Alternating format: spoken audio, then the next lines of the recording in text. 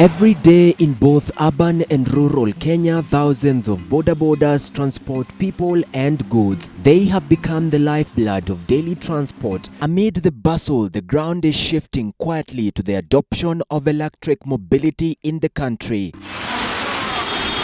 With this evolving landscape, some riders have embraced the change, while others remain doubtful, each with their own reasons. Battery swapping infrastructure while expanding in Nairobi remains a challenge outside the city. For riders covering 50 kilometers into rural areas, running out of charge becomes a very real concern. Kitu inanizuia tu kutumia hiyo bike ni lifespan ya battery. Kama battery inaweza nipatia kilomita 150 ama 200, then kwa nini siruke pande hiyo? Hiyo na swap mara 5 na pengine uswap itaishia mahali hakuna mahali pa kuswap. Jamaa alienda Kitale na swap mara 5 ndio akafika Kitale. Meaning that yeye alikuwa na bahati anafika mahali iko ana swap. Mahali tunaelekea wakitengeneza swapping station mingi, watu wote wataingia huko. For riders who have switched and stayed, the experience is different. An initial adjustment followed by clear financial gains. Wakati nilikuwa natumia bike ya mafuta, ingeweza kunikula per day nikiweka mafuta ya 600, ingeweza kufanya kama a profit of 400. Pia depend pia na siku vile imeenda. But hii sasa nikicharge na token ya I'm expecting profit ya kitu kama 800, 700 ama 1000. That is one battery. Of which zikiwa 2 battery, siwezi kosa ka 1500 kama kadhaa mbili.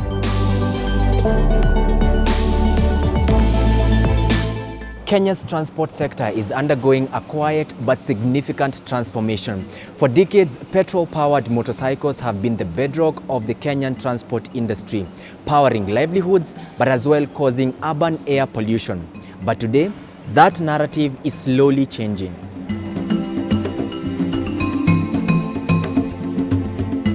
The numbers are stark. A petrol rider spends roughly 37 Kenya shillings per 10 kilometers on fuel. An electric rider spends 10 Kenya shillings for the same distance. Over a full working day, that gap compounds into a meaningful income advantage. For riders on thin margins, it is the difference between a viable livelihood and a struggling one.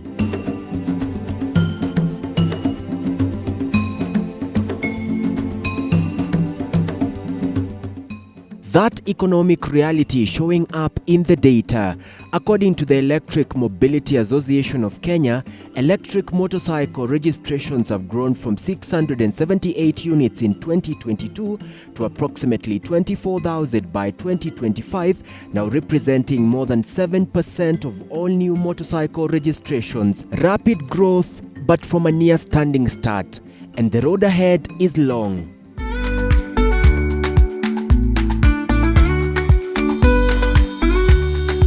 Industry players acknowledge gaps and are addressing them. Spiro continues to roll out swapping stations beyond Nairobi.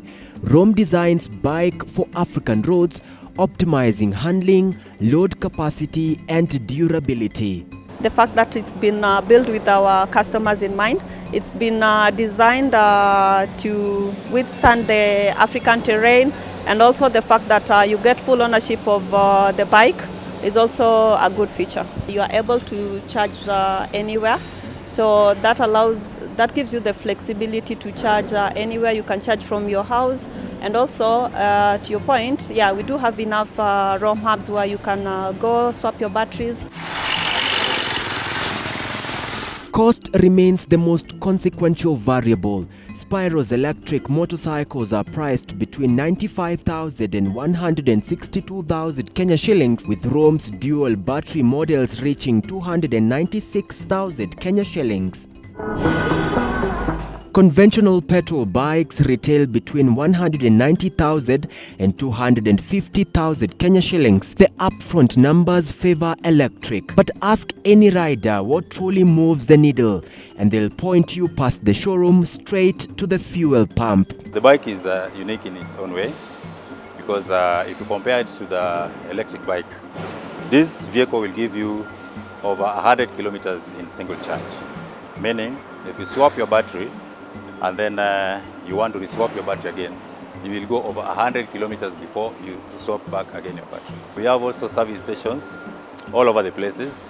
We have trained mechanics who are addressing any challenge that might come with the engines, which is of course very minimal if you go by the market survey.